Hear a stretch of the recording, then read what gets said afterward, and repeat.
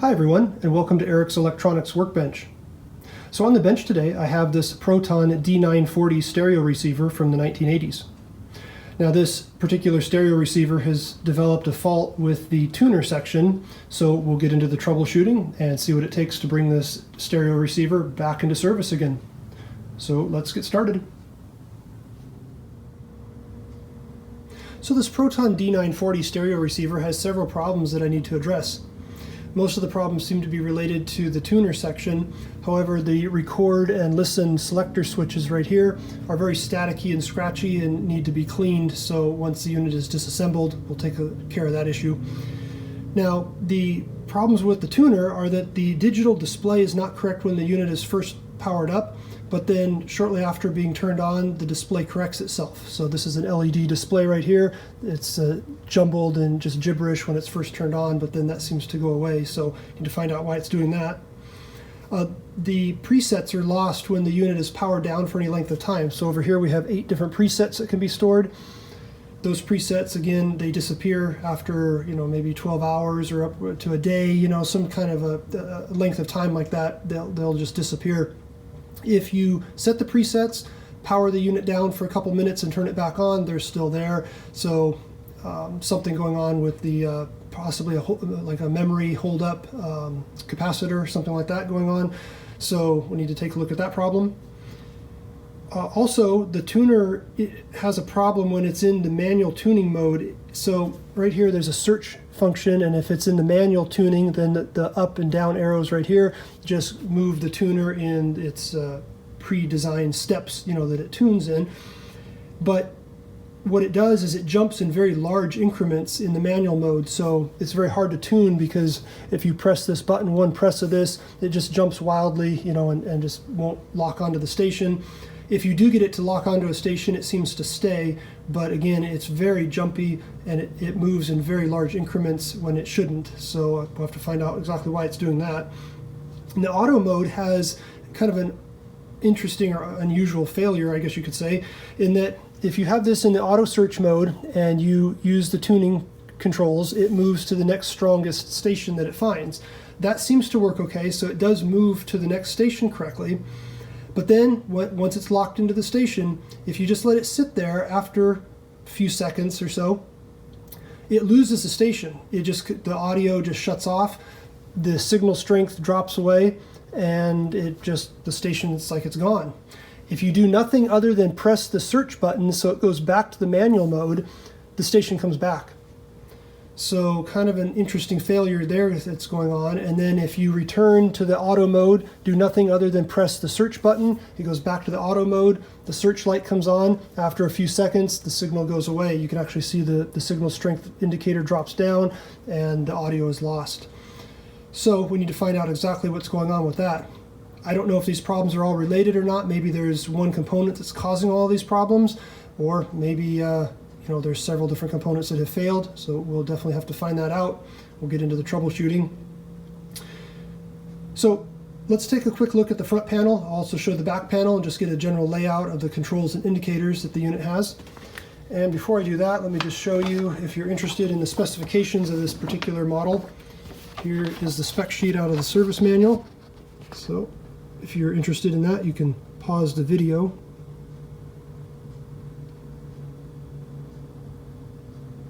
All right, there's one other page here.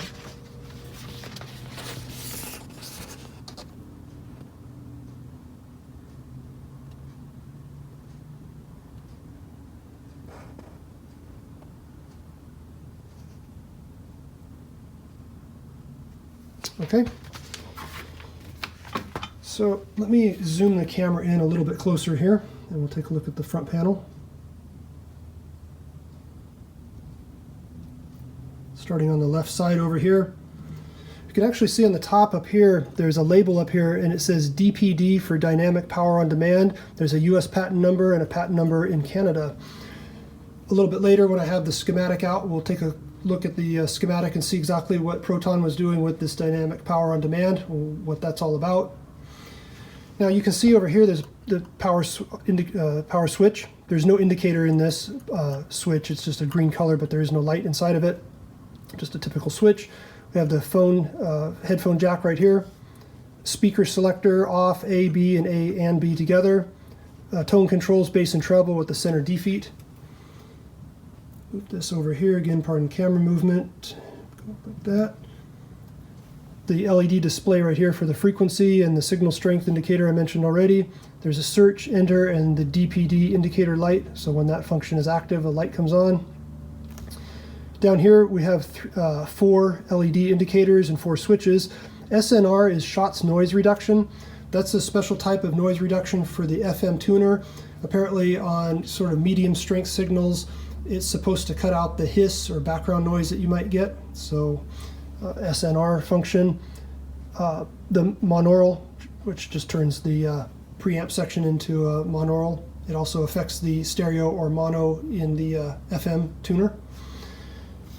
Bass EQ right here is a very low frequency boost, so I think down around 80 hertz or so, maybe a little bit under that. It's supposed to boost those frequencies and give a little more punch to the music, so nice feature to have. The loudness control, very typical to find on stereo equipment, so nothing unusual there. And all the way over on the side we have the record and listen selector switches. So phono, tuner, video, DAD is digital audio disc. Nowadays you would think of that as CD. Dubbing 1 to 2 and 2 to 1 right here for copying on tapes. And then the listen control, again the similar phono, tuner, video, DAD, tape 1 and tape 2. A balance control, and of course the main volume control. You can see the DPD logo that they have down there. The preset buttons up here, 1 through 8. The search, tuning up and down, and then enter for the presets and AM and FM. So all pretty straightforward on the controls and the design and so forth. Let me reposition things and we'll take a look at the back panel. Here we are looking at the back panel. You can see in this upper corner we have the phono capacitance, 100, 200, and 320 picofarad, so selector switch for that. Nice ground terminal right here. Right here, 2 push-button selector switches for the phono stage right here. And we can see it says MM and MC, and then MC high and low. MM is moving magnet, and MC is moving coil. Those are types of phono pickups. Gold-plated RCA connectors right here for the phono stage. This does have a phono preamp stage in it with the phono equalization as well. Right here, the typical FM 75 ohm input, 300 ohm input, and the input for the AM loop antenna over here. The various RCA inputs right here that correspond to the front panel selector switches for the various, tape 1 and tape 2 inputs and so on. We move the camera over just a little bit here and we can see right here these 2 links. It's a very nice feature that they have. So these links will unplug like so. All right, so there's just a metal link. And it jumps between these RCA jacks, and what this does is it will break the connection between the preamp right here and then the main power amp input. So very versatile, because you can use this preamp right here. You could actually drive a separate power amplifier with that and not use this internal power amplifier. You could use the internal power amp and drive it with a separate preamp and not use any of the inputs in this unit. Or you can use this preamp, come out to an equalizer or some other type of audio processor, and then come back and feed into the main power amp input. So quite a number of options, and unusual to see a pre-out and a main in. And this is not to be confused with using a tape monitor loop, okay? Because this preamp out right here has all the effects of the volume control, the balance control, and the tone control settings, where a tape monitor loop doesn't have any of the effects of your volume control, balance, and so on. So very nice feature that they have this ability to break the pre-out and main in. I move the camera over, pardon the movement here, just go to the other side, other corner here. So you can see another selector switch right here. We have ACC, this is anti-clipping control on and off. That's a clipping control that is part of the power amplifier section. Right here we have bridging on and off with a little safety cover over the push button. So the bridging, if you turn that on, it will bridge the 2 channels of the power amplifier together and basically double or roughly double the output power, and it becomes a monaural amplifier. So rather unusual feature to find in a stereo receiver. So nice that they have that function. Of course, you don't want to inadvertently use that, so they have it cover over that just to ensure that that switch doesn't get pushed. You can see the speaker terminals right here, the A and B speakers. These are not banana type plug compatible, which is unfortunate that they chose this style. You cannot plug a banana jack into these, or banana plug I should say, into the center of these. You can only use these to hook a wire to, so if you unthread that like so, there's a little slot right here. Wire would go in that slot. You would just tighten the terminal down onto the wire. But there's actually no electrical connector or connection inside of this hole right here. So if you take a banana plug and try and plug into there, nothing will happen. So a little bit of an unfortunate choice to use that style, and I don't know why they did that, because it certainly looks like it could accept a banana jack, but in fact it does not. And over here, the AC outlets switched and unswitched, and of course the main power cord coming in. All right, let me reposition the unit and we'll turn it on, and let's take a look at the symptoms and the faults that the unit has, and then we'll start in on the troubleshooting. Okay, I'm ready to power up the Proton D940 stereo receiver so that we can verify the different issues that it has going on with the tuner section. So on the FM input antenna connector, I have my RF signal generator connected. You can see this coax back here. So my RF signal generator is set to 98.1 megahertz with a 10 microvolt signal. So that'll provide a station or a signal that we can lock onto, or at least attempt to. And the signal, that 98.1 megahertz, is being modulated with a 400 hertz tone so that we'll have something to listen to. Now on the back panel here on the speaker terminals, I've connected this small little speaker just to monitor the audio. Keep the volume down low because I think that's like a 1-watt speaker, so we don't want to turn it up too loud, but we'll be able to at least listen and verify if it's passing some audio or not. So I'll go ahead and turn it on. So we can see the display. Yeah, it was momentarily, it didn't look correct, and then it came up to 87.5, but that initial display was not correct. It shouldn't do that, but now it is holding steady at 87.5 megahertz. All right. So let me reach around here to the other side of the camera so I can get to these buttons a little easier here. So it's in the, if I press search, you can see that was in the auto search mode when that red light is on right there. So if we search up, it seems to go to some signals that it's finding there. It says stereo. It's picking up some signals with this RF cable that I have on the back panel there. Some of the stronger local signals, I'm sure. So it's continuing on. Okay, so that was interesting there. It actually missed the 98.1 megahertz. You can see it's really not stopping at all now. So let's go back down again, see if we can get that to stop at 98.1. Okay, it does stop there, but I was kind of holding that down. So if you go below, back up again, it stopped that time. It stopped that time, so that's okay.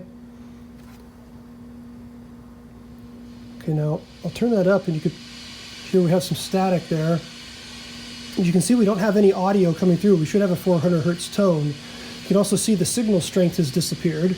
Okay, my RF signal generator is still turned on. If I press this, turn this down a little bit here, you can see the signal strength came back. And we can hear that tone, all right? Now, this is in the manual tuning mode, and I had previously mentioned that when it was in the auto search mode, it would lose the signal, and it seems to be doing that. So if I hit auto again, the search light comes back on. Let it sit for a little bit. The signal's gone. So definitely a problem there. It shouldn't be doing that. Comes back again when you take it out of the auto search. Okay. I can increase my modulation here a little bit. We'll bring that tone up just a little higher here. That. Over here, amplitude, give that. Boost that up. That's 20 microvolts now. little bit better signal now.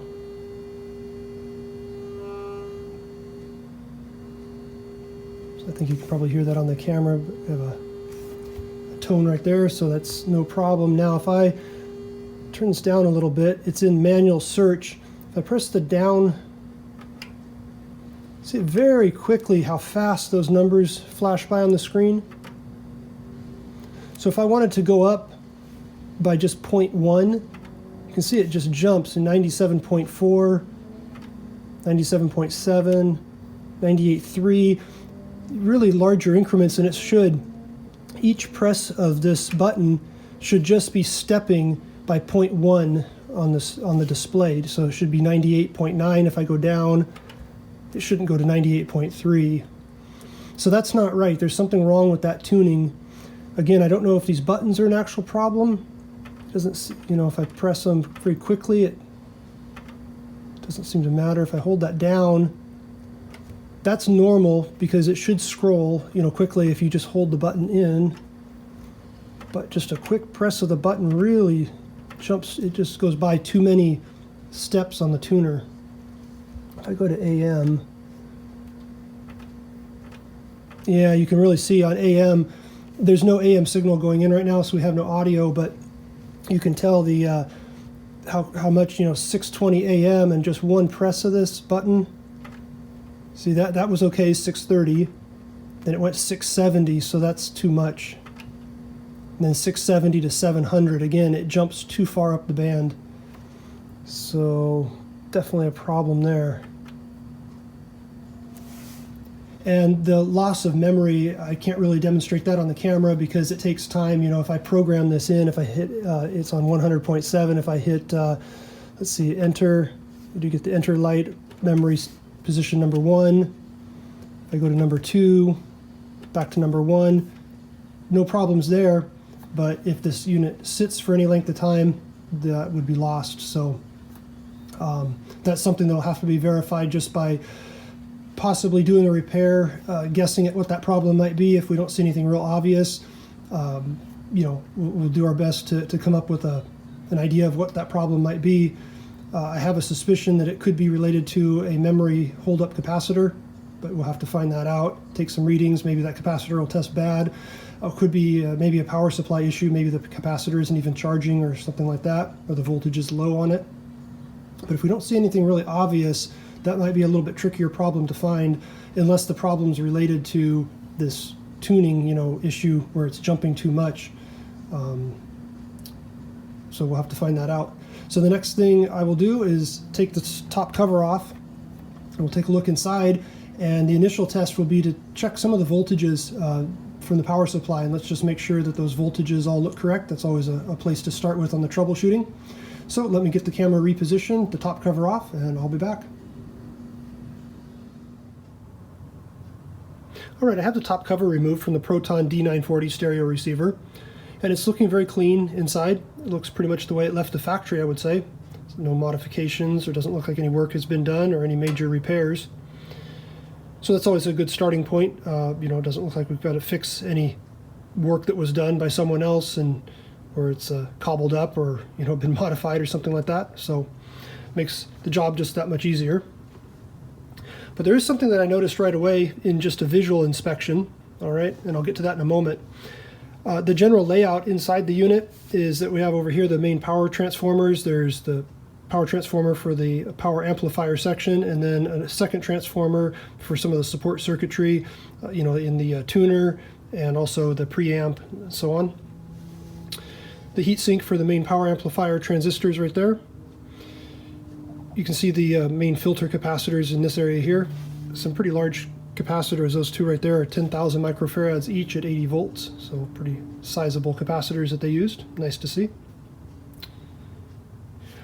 This board over here is the tuner, so the AM and FM tuner, the display driver, some circuitry over here for that. Looks like a main chip for the tuner control over in that corner. Some shielding right here going on, RF sections. So pretty standard layout, what you'd kind of expect to see. On the bottom underneath this board, you can see where these capacitors are mounted.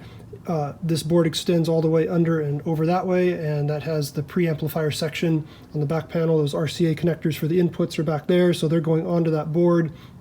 So there's definitely some more components tucked away underneath there.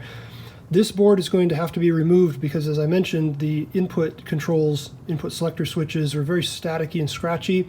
Well, they're under this board. There's absolutely no way to get to them without removing that tuner board. I'm not too concerned about doing that.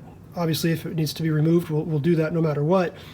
But that'll end up serving pretty much a double purpose, because this board, I believe, needs to be removed anyways, because, and I will reposition the camera here and zoom in a little bit closer.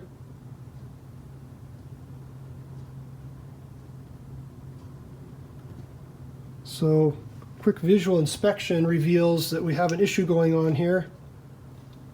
I'm going to shine a light down in there, but you can see next to that capacitor, you can actually see that jumper wire right in there. Looks like some corrosion. You can see that big dark looking stain or blob on the circuit board right there.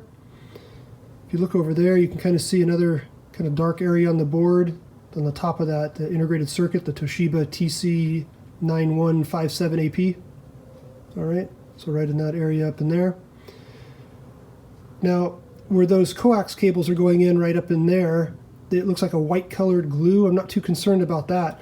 But this other dark area up there and over here is an adhesive glue, very common in a lot of electronics. Well, that glue becomes conductive over time, particularly when you see it look very, very dark the way it does on these boards. That glue is very likely conductive. We'll check that with an ohm meter, so we'll take a look at that in just a moment. But you can also see what it's doing. That jumper wire, that's just a jumper on the circuit board right there, has some green colored corrosion on it. Well, that glue will basically just eat away at component leads and wires and so forth. So that's really a concern. That needs to be taken care of. So it's not that capacitor leaking, all right? That electrolytic capacitor, it hasn't leaked out. That stain is not the electrolyte, coming out from the capacitor. It's the glue that was used basically to glue the capacitor down, which, for vibration, I suppose, that is why they're doing that. If you reach in here and try and move that cap, yeah, I mean, it's pretty firm. I don't know if that glue is going to pick off of the board, with any ease, or if it's going to be pretty tight, but that capacitor is going to have to be removed because that glue, I mean, you can see it's underneath there, it's all around it. That little jumper wire probably just needs to be desoldered and a new wire put in its place, and all of that work will need to be done from the bottom of that circuit board. So again, that board needs to come out just to service it and take care of these problems, and then while it's out, we'll have access to those switches. So definitely have to get started on that. Removing this board looks like a little bit of a job. You can see over here there's a wire, a ground wire going to the side. We have some coax connections on the back that need to be desoldered, so not everything just plugs together. It looks like there will be a few things to desolder. I do see some wires up here that plug onto the board. Here we have some plugs right in here, so a little bit of a mix of desoldering and just unplugging things. It looks like there's some mounting brackets here. This bracket just comes up to this front board. The display right here, looks like it clips in right here. It has some screws, goes to the side. I'm not sure if they have this board. Yeah, I think it's just being held maybe by this bracket. So looks like a few things just to remove, and then that board will come out of there. So I'll do that in a moment. Let's take a look at the schematic real quick, because the first thing that I want to do before removing that board is to check the power supply voltages. It's always a good place to start with. If the power supply voltages are incorrect, then there's just no chance that the circuit would ever be working correctly. So let me zoom back out again. So this is just a general diagram of the tuner section, all right? So if you're interested in that, you can pause the video, study that a little bit closer. But something that I do want to take a look at is, and as you recall, the auto manual, where we were losing stations when that button was pressed. You can see that button is right here, auto manual. It appears to just be a single push button. It drives a flip-flop and goes into the search input to the main, that TC9157AP, all right?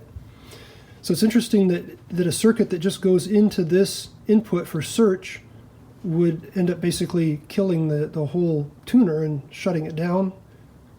And it's kind of a delayed reaction because you put it into the auto mode, and then after a delay, it shuts off. So very suspicious, something either going on. I don't know if this flip-flop has a problem, or maybe this main control chip may have an issue going on there. So we're going to have to look at that.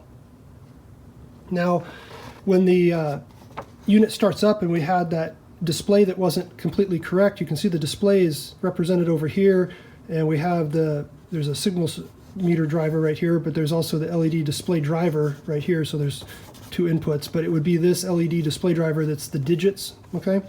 You can see it's basically has data lines that it's receiving its data from this main control chip over here. So which is interesting, because if this chip maybe has an issue going on with this chip, it may be affecting several different things that we're seeing. All right. But looking at the actual schematic, again, getting back to the power supply voltages here, set this down here, and there are a couple key locations that I will take some readings at.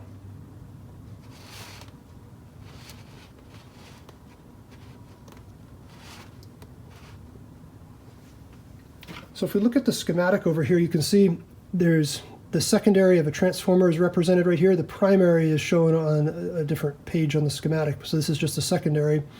So there's a center tap right here going to ground. You can see these two rectifier diodes. It comes into a series pass transistor right here, okay? There's a Zener diode down here, which is acting as the voltage reference on the base. And we have it says 15 volts right here coming in, okay? So at the base of this transistor, we should expect to see about 6.2 volts, I believe that Zener is, or 6.3. I think it's 6.3 volts.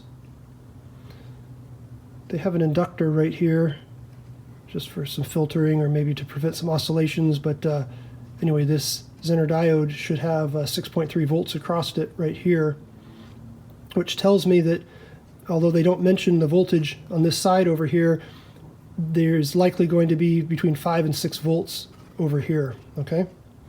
So we can take that measurement on, it looks like D215, okay? D215, and that's right here. So if we look at the anode of D215, that anode is the same as the emitter over here on this transistor. So we'll take a voltage reading there just to verify that this power supply section is working correctly. I believe it is, because this power supply, its purpose is to power the display. So if it was not correct, the display would look very dim, and we weren't seeing any issues with the display being dim. It just was jumbled a little bit when it started up. But also some of the other problems that we're seeing, you know, a low voltage could be a concern, so it's good to verify again if we have the correct voltage here. Also, this voltage, if you follow these wires coming down here, they eventually make their way over to the memory capacitor, which I can show is over here.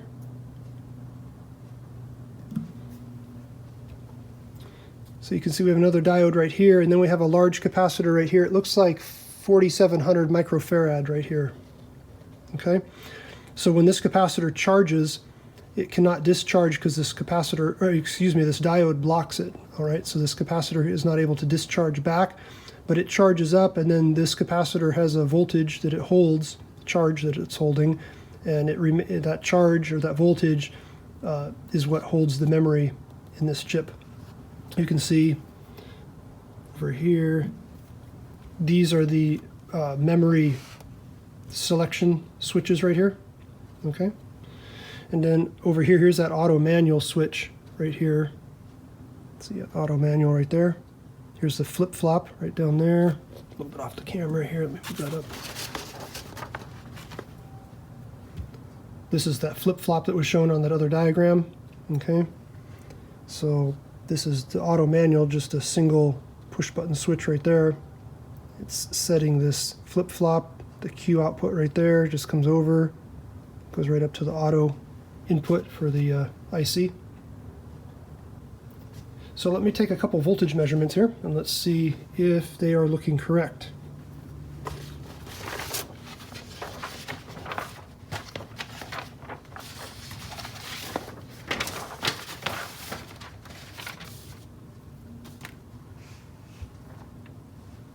Actually, before I do the voltage measurements, let's take a look at that adhesive glue that has turned very dark in color. Meter over here. See if we can get everything in the shot at once here.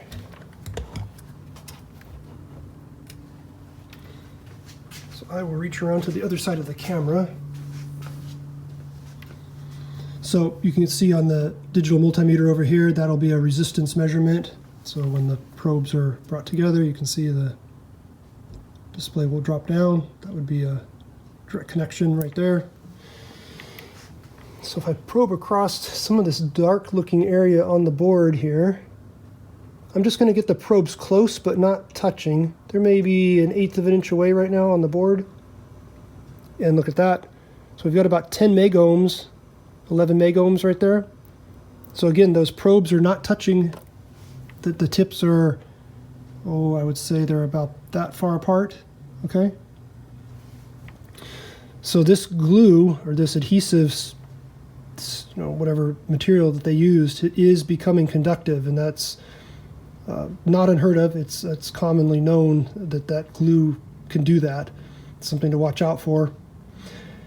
And I'm noticing over here, we can see there's a crystal right here, which is part of the oscillator circuit. And I'm seeing a big blob of that adhesive right behind it right here. That's never a good sign, because that is becoming conductive between the different legs on that IC right here, so that could certainly be causing a problem. There's another blob of it over here. Again, if I come in, probes are not touching, but they're just close. Oh geez, look at that, down to about 5 megohms. 7 jumps around a little bit there, but definitely becoming conductive. So that's a problem. That all needs to be cleaned off of that circuit board. So again, that board needs to come out and be cleaned up. Probably remove some of these components, replace these capacitors. So we'll be doing that here shortly. However, let's take a look at the voltage. See if the voltage readings look okay. So I'm going to reach around here and plug in the unit. Now, if you're following along, know that you do so at your own risk. When you're in a unit like this, you have exposed AC line voltages, various points in here. There's relatively high voltage across some of these capacitors. As I mentioned, these are 80 volt rated capacitors. The rail to rail voltage, each positive rail, negative rail on those is about 74 volts, I believe, 75 volts, somewhere around there. So not something you want to come in contact with. It'd be a nasty, if not lethal shock. So if you're working on something like this, know that you do so at your own risk, and just use caution and take care and be safe. And if you don't know the risks, please stay away from working on something like this until you fully understand what's involved. Okay, so the unit is turned on. You can hear there's a slight delay and then a click. That's the protection relay. So the fact that that clicks is a good sign. There's no DC offsets or any other issues going on that it thinks it needs to protect on the output.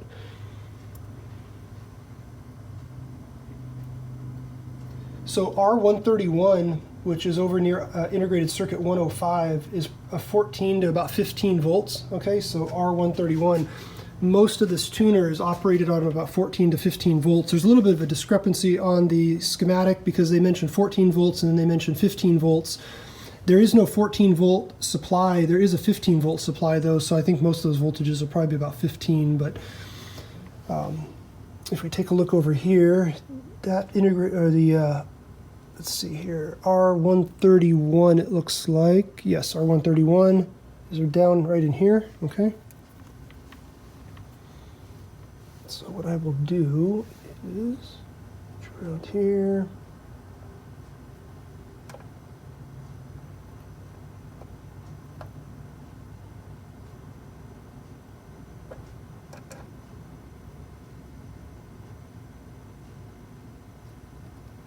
We're getting a connection on that side there. Okay, on the other side of that resistor, yep, 14 volts, that looks good.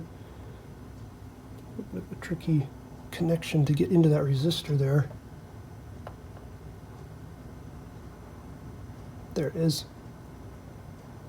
It's not right on 14 volts. So That's interesting because on the main power supply schematic it references 15 volts, but they mention 14 volts on the tuner board, so it does look like 14 volts.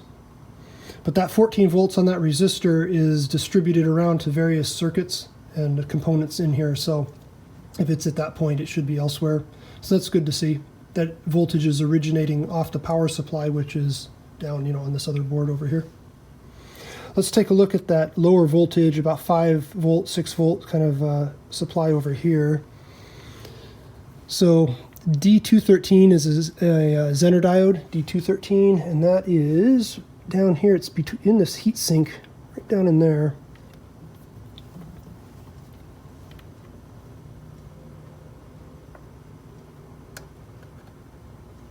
So that's probably the ground side. If I can get to the other side here. There it is, 6.2, 6.26, no problems there. So that looks good. So we want to take a look at D215 now. D215 is right next to the heatsink right here. Let's get the anode of D215. Yep, there it is, 5.6. I was thinking it was probably about a 5 volt supply, so 5.6, no problems with that.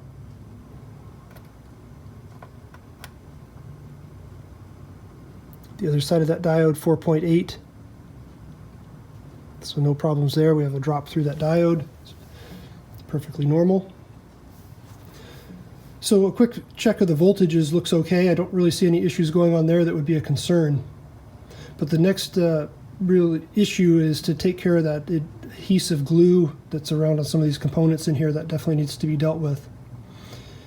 So to get these components out and get that board cleaned up really is going to involve removing the circuit board. So that'll be the next thing that I do, is to start removing some of these wires, unplug the board where it can be unplugged, desolder as needed, and get that board out of there. So I will start on that, and I'll be back when I get the board removed. The tuner board is now removed from the D940, so you can see it here. Relatively straightforward to remove the board, just a few wires to desolder and some other wires to unplug. So it's overall looks good. I don't see any damage, but it definitely needs to be cleaned up. That dark looking adhesive you can see down there under the capacitors. Down in here I scraped a little bit of the adhesive away down by this crystal right here, and it's all in between the legs of this integrated circuit. You can see over here I scraped away at it. It does seem to come off of the circuit board relatively easy, so that's good, but it definitely needs to be cleaned up.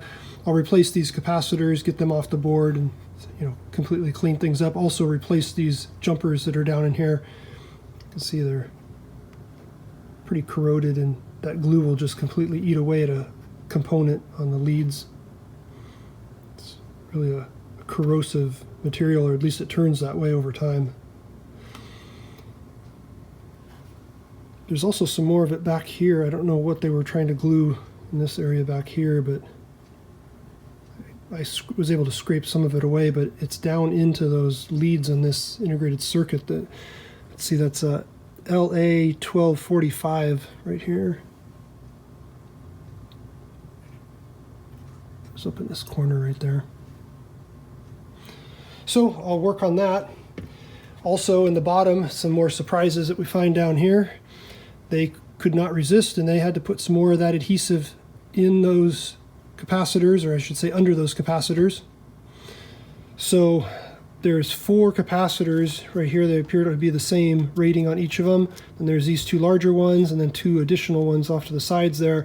And that adhesive glue is underneath these 2 right here and these other 2 capacitors here. If you look down, you really can't see it with the camera, but if I zoom in, I think even if I tip this up, maybe see it down in there. Light here.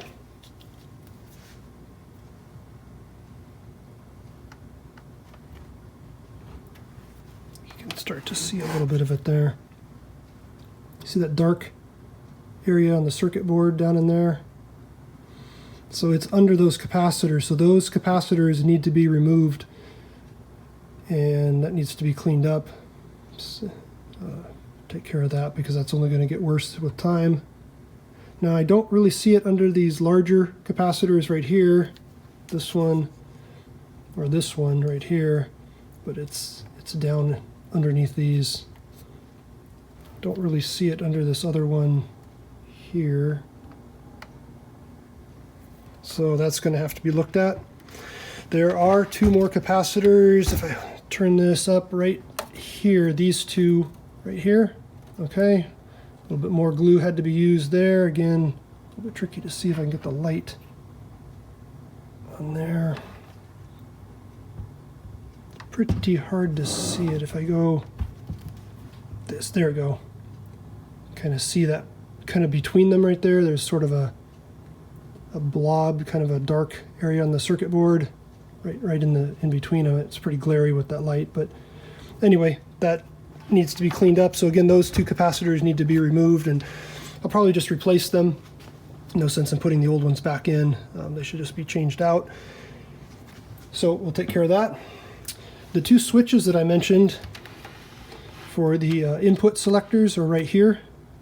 Okay, so you can see when you turn the front panel knob how that shaft rotates, and basically the switch mechanism moves back and forth in here. So that needs to be cleaned up, and that'll take care of that static crackly noise that it gets.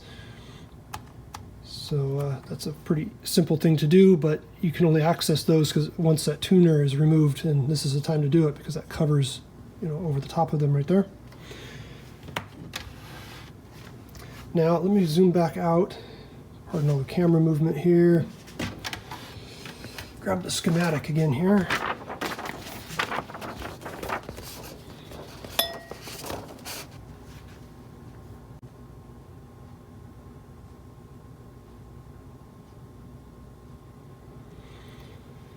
So this main control integrated circuit right here for the tuner, that's the one that's on the board right here that already has some of that adhesive goop over here that needs to be taken care of. And really there's a jumper that actually goes underneath the integrated circuit right there, and that jumper probably needs to be changed out. It has some corrosion on it. The legs of the integrated circuit right there all have that adhesive between them, and it's all conductive. So this IC really needs to be removed from the board. Now of course they've got a shield on the other side right here, so I'll have to desolder that, be able to get in there. Here's the thing, that integrated circuit, because it needs to be removed to clean that board up and get all of that glue taken off the board, I'm going to go ahead and just replace that integrated circuit with a new chip, because if we look at the schematic over here, we have the up and down tuning controls right here. It says up and down. There's the push button right there. So those push button switches, when you press that switch, it just, you know, is putting a 5 volt, I believe this is a 5 volt rail coming over here. And that's just putting 5 volts into the chip, you know, to tell it that you want to tune up or tune down. Well, as we know, the tuning is very jumpy and it is not working correctly. There's not a lot else that it could be from what I'm seeing on the schematic. So I think the best course of action is to change this integrated circuit, just replace it, since it already has to be taken off the board. If that doesn't take care of the problem, well, then we'll have to move on and look at other areas of the circuitry, but my feeling is it may take care of the problem. Again, these switches are only putting a 5 volt, you know, signal basically, a 5 volt command into the chip when the button is pressed. It's pretty straightforward, pretty simple. Same with the auto and manual. That auto right here, there's the auto light for the tuning, and the flip-flop circuit right here, which appears to be working because you can toggle the auto manual switch right here, can be pressed and then you press it again, you know, it toggles back and forth between auto and manual, and it can only toggle if this flip-flop circuit is working correctly and the indicator light works correctly. But when you put it in the auto mode, this integrated circuit basically knows that it goes into that mode, and then it drops the signal and just shuts off basically. And you know, as we saw, no audio would pass, the signal strength bar drops down. So again, my feeling is that this chip may have some issues going on inside, and I think replacing it is a good move and may take care of the problems. I've removed several components from the tuner circuit board. You can see where they used to be installed. Here, capacitor there, the integrated circuit, another capacitor right there, and that adhesive glue that was kind of underneath there causing the corrosion and the problems. That can be cleaned up now. Some new capacitors can be installed. This integrated circuit had a big blob of that glue hidden underneath, and there's some jumpers that are under that need to be replaced because there's some corrosion on them, so we'll get those cleaned up. So I'll get started on all of that. Now you can see the components that I've removed so far right here. This integrated circuit has some of that adhesive glue just stuck to the bottom of it right there, and again that glue is becoming conductive, and you can see it was between the legs of that integrated circuit right there in the corner. That's really just asking for problems, and that maybe that was causing some of the issues, or maybe this integrated circuit actually has a fault in it. But I'll be installing a new integrated circuit since this one's already off of the board. But if you take a look with the ohm meter, if I go across this adhesive, okay, so I'm just touching across that area on the back of the integrated circuit right there, and you can see 8 megohms. So it's definitely becoming conductive. Again, the test leads are not touching. If I touch together, you can see on the display, you know, it goes down to basically near 0 ohms, but you just get the leads kind of down into that adhesive glue, 7 megohms. Go actually a bit further. Look at that. I mean, look how you can actually see the distance between the tips there, and there's 9, 10 megohms. Across to the other side here, let's see how far it can go. Look at that. I mean, there's a 1/4 inch gap between the tips of the probes right there, and there's a 12 megohms, so that glue is really going to be causing a problem in there, and it's only going to get worse with time. I mean, it's pretty bad right now, but it'll continue to get worse, and eventually some of the little component leads, they'll just rot off and they'll just break in two. So all needs to be taken care of. So I'll continue with getting the new components installed, and we'll pick up on part 2 and do some testing and see if there's more components that need to be replaced and more troubleshooting, or if changing this integrated circuit and these capacitors solves the problem. Now, one more thing that I want to do is to test the capacitor. I believe it was this one here. Let's see if this is, yep, the 6.3 volt 4700 microfarad. This is the memory hold-up capacitor. So let's take a look at how this capacitor performs on the tester, see if it's excessively leaky or not. Now, because it has this conductive glue on the bottom that was basically across the component leads, it was all smeared over the board and on the on those leads, so that was causing a path, you know, a discharge path basically across that capacitor, and that could be causing some issues as well. But let's see if the capacitor itself actually tests faulty, or if it looks, you know, relatively okay. So I'll put that on my Sencor LC102 and reposition the camera, and let's take a look at how it performs. Okay, the capacitor that's used as the memory backup power supply in the Proton D940 tuner is connected to my Sencor LC102 capacitor analyzer, so we'll be able to see how this capacitor tests, if there's any issues going on with it that would be affecting the memory loss, where the unit is powered down and it loses the memory. This capacitor, you know, if there's something wrong with it and it's discharging, maybe it has excessive leakage, let's see if that's what's actually happening, or if maybe the capacitor is actually okay. Now, I'm going to change the capacitor no matter what, because it's already out of the circuit and it has that adhesive glue that's conductive all over the bottom of it. But let's see how it actually tests. So I've set it for the electrolytic mode. We have it as 4700 microfarad, so the tester knows what the value should be. 6.3 volts for the leakage test. And I have the tolerance as a plus minus 20%. Pretty typical range. Sometimes electrolytics can vary maybe as much as 50%. This unit's not marked, so plus minus 20 is perfectly fine, just as a general range. So we'll start with the capacitor value, 4720, and it does say good, and that's really looking okay. No issues there. It's very close to the right value. Let's take a look at the leakage. So this is applying 6.3 volts, which is the rated voltage of that capacitor. It's a pretty low voltage cap. You can see it does say good. It's down to, that's 52 microamps, 41 microamps. So it's continuing to fall as it charges up. So really no issues there. That capacitor was not defective. 22 microamps. All electrolytics will have some leakage, but that's not excessive at all. So you can see as it continues to charge up, it approaches the full 6.3 volts, that current continues to fall. So that's down to 14.1 microamps, 10 microamps now. Probably about 10. You can see it's 9.9, no, about 8. Back to 10, so that's probably about where it's going to settle in, is right in that range there. So no issues with that. That capacitor was not excessively leaky, so really no problems whatsoever with that cap. But again, I'll change it just because it's already out of the circuit and it's got that glue on it. So I'll continue on with component replacements, getting things cleaned up. And we'll continue with part 2, and we'll pick up on the repairs, and we'll do some testing and see if there's any more issues, maybe more troubleshooting that we need to take a look at, or if the problem is solved. So if you enjoyed this video, don't forget to give a thumbs up. And if you enjoy the videos on this channel, please remember to subscribe. There'll be plenty more videos like this coming up in the future. And again, this is part 1 of the repair on the Proton D940. Don't forget to check back and watch for the part 2 video to follow. So until then, take care and goodbye.